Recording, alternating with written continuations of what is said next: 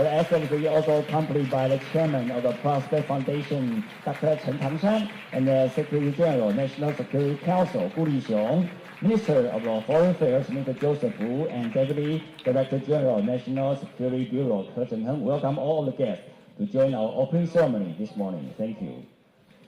And once again, for the COVID-19 prevention, please be advised that put your face mask on at all times during the meeting. Thank you very much.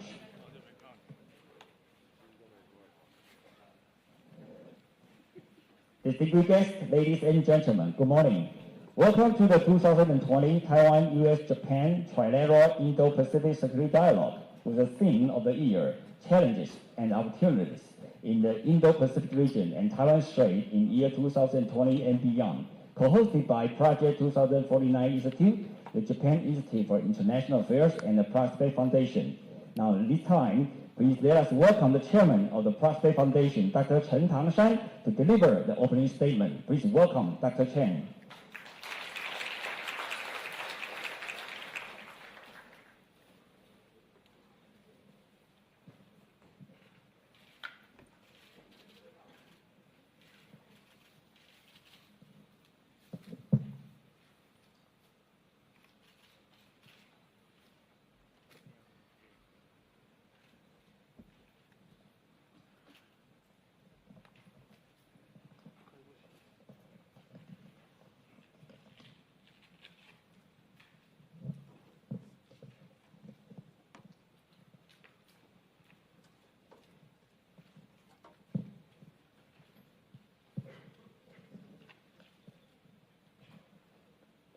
Her Excellency President Tsai, distinguished guests, ladies and gentlemen, in Taipei and online abroad. Welcome to 2020 Taiwan-US-Japan Trilateral Indo-Pacific Security Dialogue. On behalf of the Prospect Foundation, I would like to thank you all for joining us today for this timely and meaningful event. I would also like to express our deepest appreciation to our co-host, Project 2049 Institute, and the Japan Institute of International Affairs for your contributions to the event, as well as the tremendous help from Ministry of Foreign Affairs of Taiwan. It is truly our great privilege to have Honorable Kirk Campbell and other highly esteemed speakers virtually or virtually join us today. Your participation guarantees the success of today's event. Having endured China's aggressive military coercion, disruptive sharp power practices, and the COVID-19 pandemic, we are gathering here to discuss the challenges and prospects of the Indo-Pacific region into 2021 and beyond.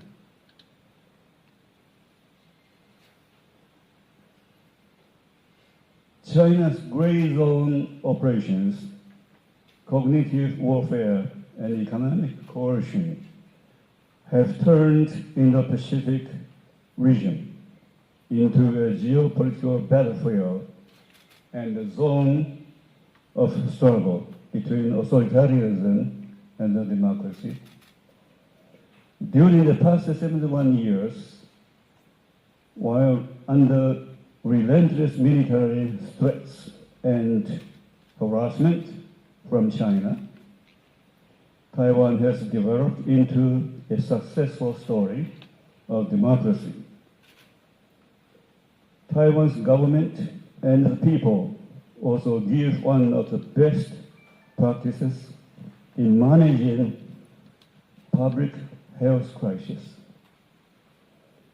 Along with Australia, New Zealand, and South Korea, we have told the world that successful containment of coronavirus 19 need not to come at the expense of democratic transparency or significant economic loss.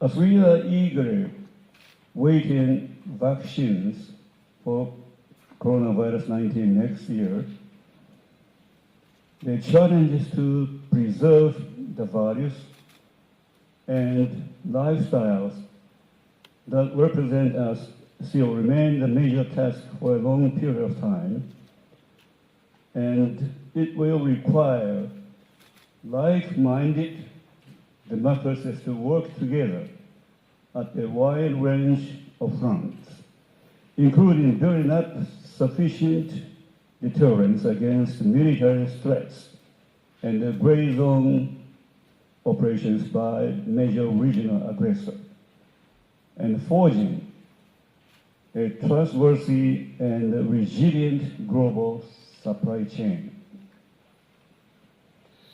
So today I'm looking forward to learning from our dear friends in the following discussion. So once again, thank you all for joining us today. Your inputs represent the treasures that we find in an open society time and time again. So thank you very much. Thank you. Thank you. Thank you, Chairman Chen, for this welcome speech as well. Please return your seat. Thank you very much. Just like Chairman Chen mentioned, just highlight the meeting today and also give up some prospects of the future. Thank you very much for your open remarks. Thank you. And now, ladies and gentlemen, at this time, it is a great privilege and distinct honor to have Her Excellency Madam President Tsai Ing-wen to address the opening ceremony. Please join me in welcoming Her Excellency Madam President Tsai Ing-wen.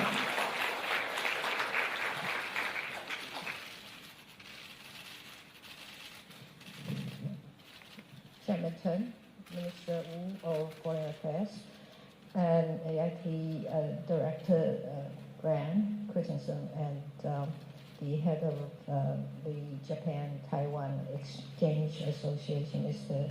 Izumi. And we have a distinguished guest today who will deliver a speech later on. That is Assistant Secretary Kirk Campbell is with us today. And distinguished guests, ladies and gentlemen, good morning. Before I begin, I would like to take the opportunity to thank the Project 2049 Institute, the Japan Institute of International Affairs, and the Prospect Foundation for their hard work in making this important conference possible. I also want to thank former Assistant Secretary of State Kirk Campbell for joining us today. It has been a while since we last saw each other. I am happy to see you looking well and in good health. I very much look forward to listening to your talk later on. As I have said before, 2020 has been a challenging year for everyone, with humanity facing unprecedented hurdles caused by the COVID-19 pandemic. The global economy has experienced a continuous downturn, and the way we think and live have changed forever. Critical events such as the pro-democracy movement in Hong Kong and the US presidential election, meanwhile, will significantly influence how we deal with geopolitics in our region in the future. The recent imprisonment of 3 young Hong Kong democracy activists serves as a stern reminder that we are once again presented with a fundamental decision to make. That is, we either defend democracy or we surrender to the threat of authoritarianism. But 2020 has also been a year of warmth, resilience, strength, and friendship. Despite the pandemic, Taiwan continued to welcome old and new friends and form partnerships with like-minded allies, particularly the United States, Japan, and Czech Republic. This year has been riddled with trials and tribulations, but it has also allowed us to form and strengthen mutually beneficial partnerships. This is also why this year's trilateral security dialogue is crucial. Only through engagement and by working together can we tackle the threats and challenges that beset our region and the world.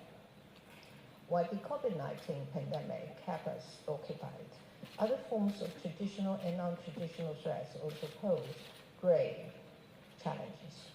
The South China Sea has become increasingly militarized, and authoritarian forces consistently attempt to violate the existing rules-based order. Taiwan has been at the receiving end of such military threats on a daily basis. We therefore understand the urgency of dealing with these threats. In addition, non-traditional threats such as natural disasters, international crime, threats to energy safety, maritime and cyber security also need to be effectively addressed. This year, we are commemorating the 5th anniversary of GCTF, the Global Cooperation and Training Framework. GCTF is a unique platform for which Taiwan and the US have set up workshops to train officials and experts to address non-traditional security and emerging global issues. Taiwan has also established a regional humanitarian assistance and disaster relief network under the GCTF umbrella. So when natural disasters occur, Taiwan and its regional partners are prepared to help. Over the past 5 years, a total of 29 GCTF workshops have been held to address issues and challenges in public health, energy safety, women's empowerment, and media literacy. More than 1,500 experts and officials and participants from more than 60 countries have attended the GCTF workshops. This year is also the first time we organized GCTF workshops on important topics such as pandemic prevention, the circular economy, and marine debris disposal. We are actively working to expand GCTF in the near future. I am also very pleased that Japan became a full partner of GCTF last year. Sweden, Australia, and the Netherlands also joined as issue-specific partners. The governments and people of Taiwan and Japan have supported and encouraged each other during natural and man-made disasters. I was happy to learn that Taiwan-Japan Exchange Foundation has named 2021 the Japan-Taiwan Friendship Year. We look forward to an even closer partnership with Japan in our efforts to address traditional and non-traditional threats. This year, Taiwan's Ministry of Foreign Affairs established a task force to serve as GCTF Secretariat. It also founded a GCTF alumni network to facilitate connections and reunions for former participants. I firmly believe that institutionalizing GCTF will help it become a hub for regional cooperation, particularly over non-traditional security issues that threaten countries in the Indo-Pacific. Leveraging expertise and capabilities, Taiwan and its like-minded partners in the region can effectively address the challenges ahead. Taiwan has accomplished quite a lot since the outbreak. We have done this without tarnishing what we treasure most, and that is our democratic system and way of life. I also understand that it is difficult to simply replicate a country's experience, as every country has its uniqueness and faces its own challenges. But I must reiterate here that Taiwan is ready and prepared to help those in need. The COVID-19 pandemic allowed us to witness the fragility of life and to understand the importance of mutual assistance. There is a possibility that we might face yet another outbreak, but regardless of how daunting the future challenges are, the international community can always count on us. Let me conclude by saying that throughout our history, we were consistently confronted by great challenges, but we have always been able to triumph by working together and believing in our shared values of freedom and democracy. I wish you all a successful dialogue and a wonderful holiday season. I hope we can welcome all participants to Taiwan next year, and that, of course, includes you, Kirk. Thank you very much. Thank you. Thank you. Thanks to Your Excellency, Madam President Tsai, to address the opening ceremony of the meeting. Thank you. And we also had the honor for our Madam President Tsai, not just giving us the opening remarks, but also joining us in the first session of the meeting, which is the keynote speech delivered by the Honorary Kirk Campbell. Thank you very much. Please take your seats. Thank you. And now, ladies and gentlemen, we will conclude the opening ceremony. But to start our meeting with a keynote speech, it is our great pleasure and honor to have the Honorary Kirk Campbell, who is the chairman of the executive officer of the Asia Group. But before we bring it to you, I would like to invite the moderator, Dr. Lai Yizhou, who is the president of the Prospect Foundation, to introduce the speaker and the topic. Ladies and gentlemen, please join me in welcoming the president of the Prospect Foundation, Dr. Lai Yizhou. Thank you, President, and all the distinguished guests. Well, we are eagerly waiting for our keynote speakers, Mr. Kirk Campbell. Mr. Kirk Campbell is well-known among Taiwan strategic community, also well-known in Asia. And among his distinguished public service careers, he served as a Deputy Assistant Secretary for Defense during the Clinton administration, where he was instrumental in transforming the U.S.-Japan alliance for the post-Cold War era. And in the Obama administration, he was also instrumental in as an architect for the pivot toward Asia policy, which later on has been renamed as the Asia Rebalance. But I think his distinguished contribution does not stop there. Even during the Trump administration era, he also co-authored with Eli Reimer in year 2018 in supportive of the Trump administration's National Security Strategy Report, which reassessed the U.S.-China policy for the past 40 years. And then last year, he also co-authored with now the National Security Advisor-to-be, Jake Sullivan, in his critique about the way how to compete vis-a-vis China. So I think Dr. Campbell is the thinkers and authors, and also he has an intimate knowledge regarding the incoming Biden administration. So without further ado, let me have the honor and pleasure to invite Mr. Campbell to give us your remarks. Dr. Campbell, please.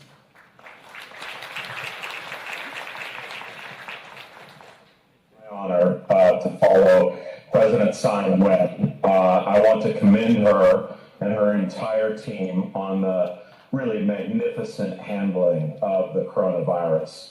We're grateful for the role that you have played.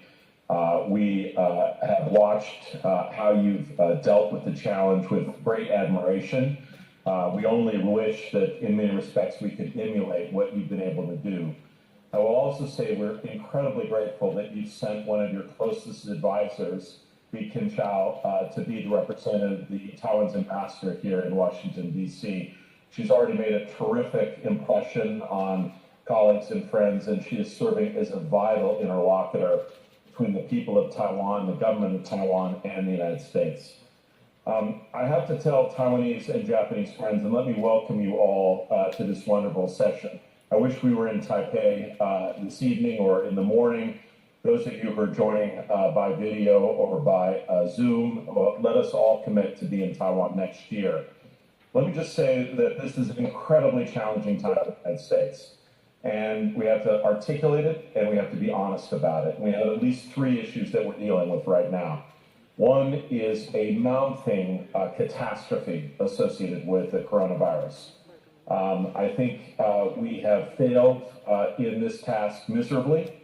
And the hope is that at some point in the new year, with new procedures, with a vaccine, that we will be able to close out the tragedy of the coronavirus better than we've started it. And so I have to say that I have to give the U.S. government absolutely failing grades in this respect. Second is associated with the coronavirus has been the challenges on the economic side. And it's been difficult for Democrats and Republicans to come together on a further economic package to deal with the extraordinarily consequential economic damage that the coronavirus has made across every sector of U.S. society and American society. The hope is in the coming weeks we will be able to find common ground to move forward. But it's the third area, frankly, that I'm most concerned by, and something that I need to essentially accentuate to Taiwanese friends. Even though it's very clear that Vice President Biden, now President-elect Biden, will take office in early January, I want you to note that the vast majority of Republicans refuse to acknowledge his victory. And this really gives us an indication of the deep healthiness within the U.S. body politic and the challenges that the Biden administration will face. Now, I believe that President-elect Biden is the right person at this time. He's a man who came of age in which connectivity between Republicans and Democrats were central. Finding common cause was important, and I think he is committed. He is determined to try to reach across the aisle for common solutions, and many of the people that are still serving in the Senate were colleagues of Vice President Biden, then Senator Biden, for many years. I will say, I believe our politics have changed, mostly on the Republican side. The hope will be, however, that after President Trump passes from the scene domestically, that a certain semblance of how we've gone about governance, we will return to the status quo antebellum. So I just want Taiwanese friends to understand that at the outset of the Biden administration, there will be enormous domestic challenges that need to be attended to. I will also say, though, that there are areas of common cause in American domestic politics, and it is important for us to learn and understand elements of the continuity provided by the Trump administration. In Europe, most European friends are happy to see the Trump period pass, but I think in Asia it's a more complicated reality, and I've tried to explain that to my colleagues and friends in government or who will about to go into government. That principally what President Trump and his team have done has seen in a cold-hearted, very clear-eyed manner the challenges that China provides and provokes with respect to the international system. And some of the challenges that we've seen, President Tsai talked about the challenges in the Taiwan Strait, the issues associated with the South China Sea, border incursions with India, some of the most remarkable challenges against India in the last 50 years, what we're witnessing in Australia, economic boycotts that have affected almost every democracy in Asia, from Taiwan to Japan, South Korea, Australia, and also the rise of Gulf War diplomacy across Europe. These are significant challenges, and I believe that the basis for some degree of economic recommitment in the United States and common purpose between Democrats and Republicans will come from a clear understanding of the challenges ahead. And I just want to underscore and give respects to people who have come before. I know as part of this group, our friend Randy Schreiber is participating.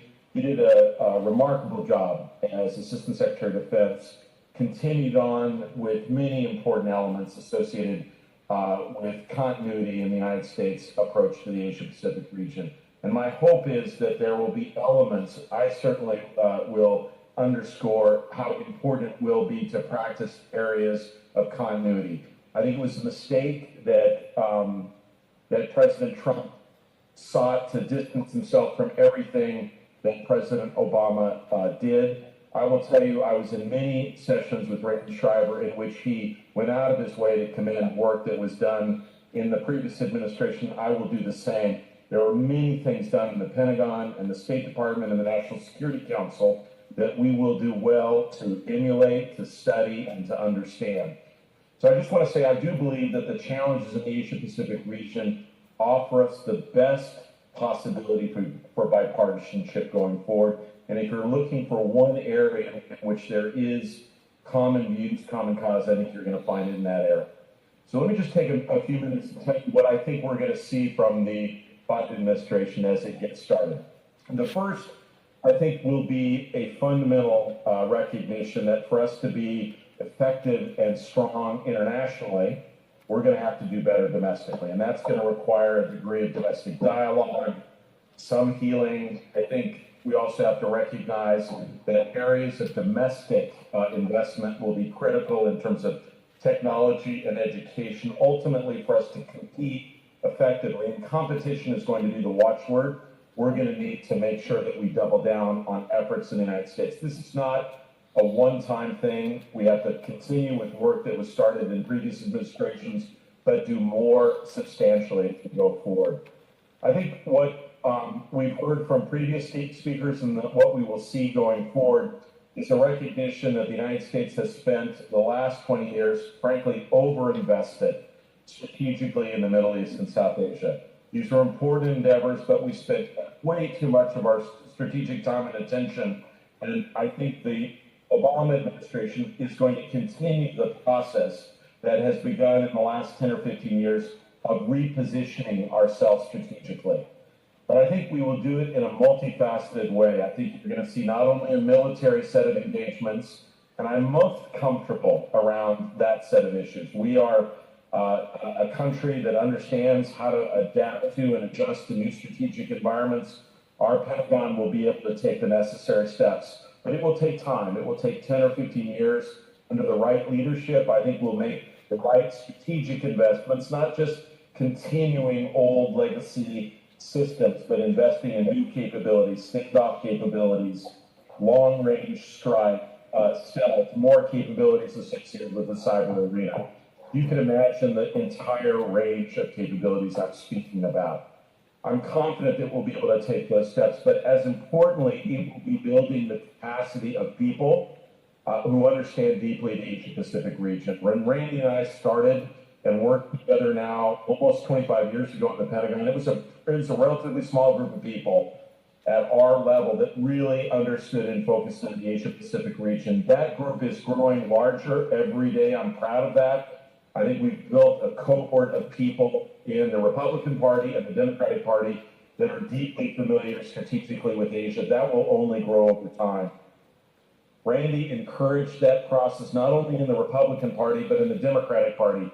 I will tell you, 25 years ago, there were not that many people that were familiar with or understood the importance of Taiwan. That period is over, ladies and gentlemen. There is a broad group of people across the political aisle that understand the profound strategic significance and our strategic interests in maintaining a strong relationship with Taiwan. So I think you're going to see this reorientation, this process of capacity building across our government, our businesses and the like, and that will take 15 or 20 years. But that process has begun, and it began in earnest really fundamentally in the Trump administration.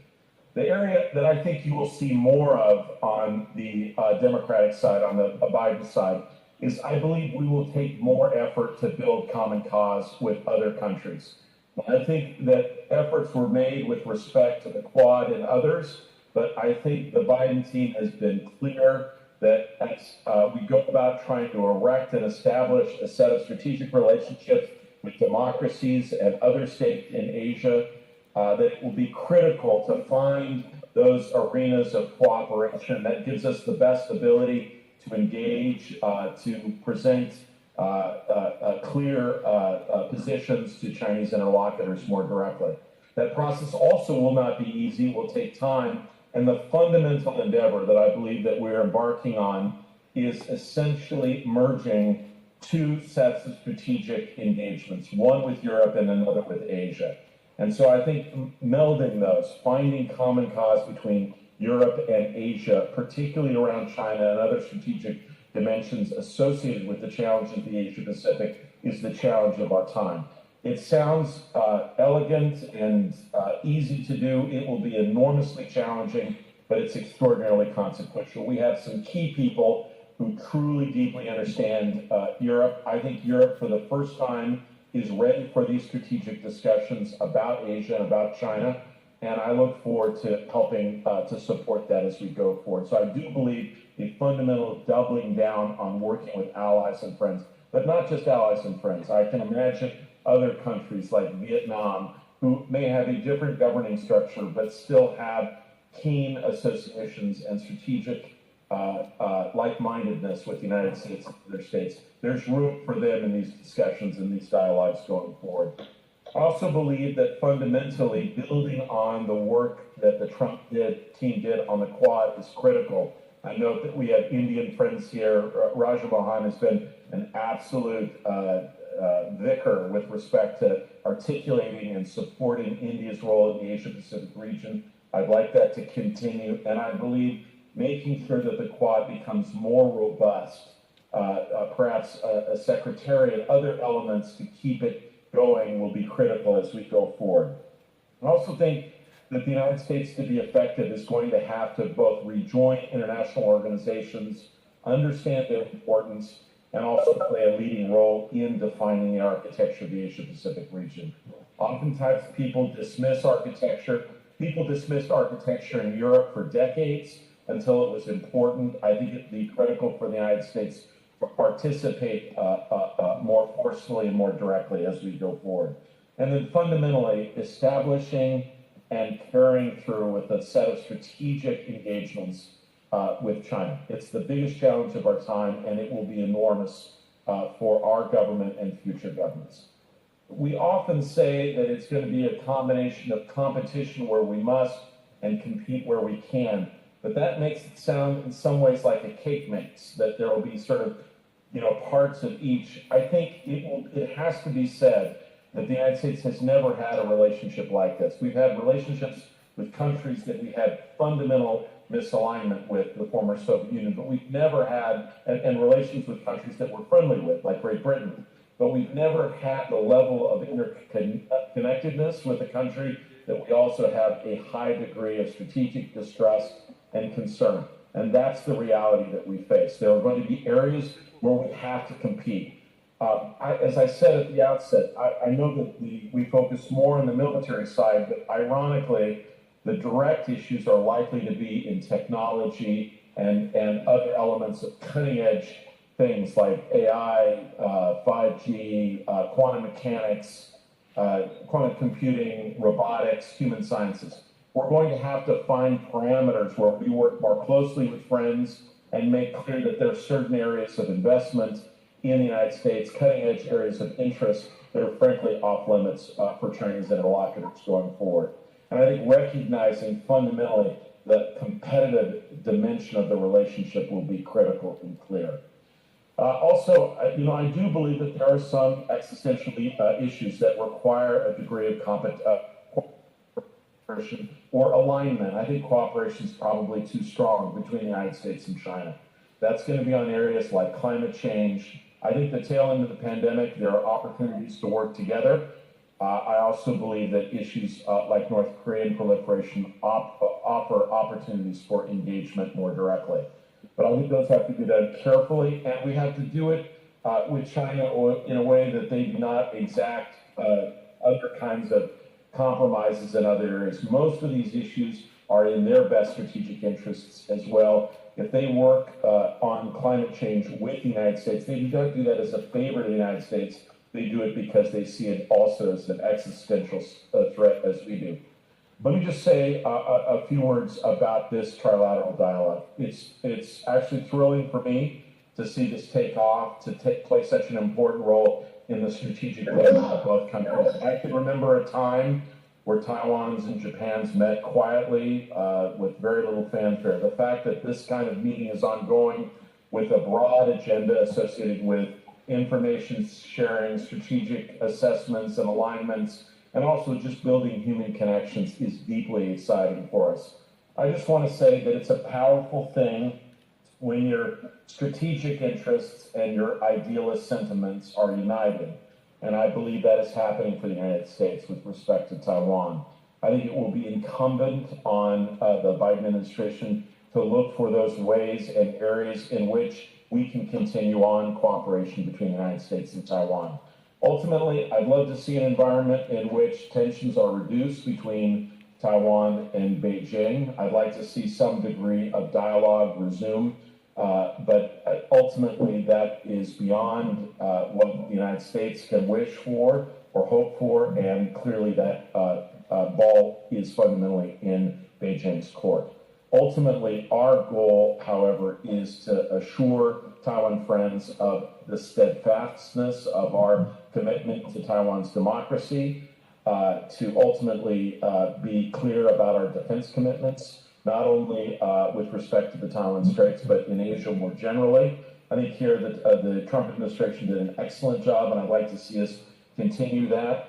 But I think the fundamental goal for us going forward is, I've spent a little bit of time in Asia over the course of the last 25 or 30 years.